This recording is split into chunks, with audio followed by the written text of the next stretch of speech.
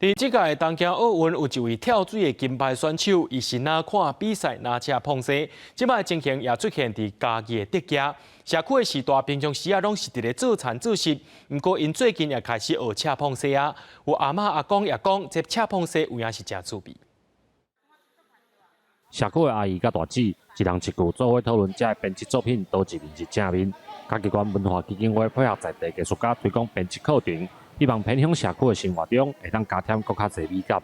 这个物件吼，互咱有回忆到咱小时候真好的感觉。这时段吼，大家会当运用伊头脑吼，啊，搁手会较灵活，吼，啊，大家做伙安尼较活泼。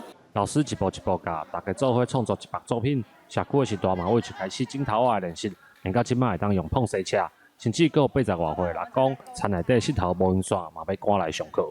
来这是讲大家做伙要娱乐快乐啊。线都是他们在工作上的随手可得的物品嘛，随手就可以拿起来用手钩织啊。比如说椅子坏掉啦，帮个那个椅子啊，或者是什么都可以利用。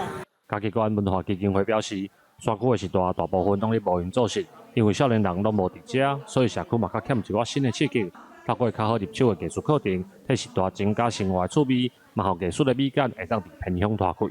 记者林慧婷，家己报道。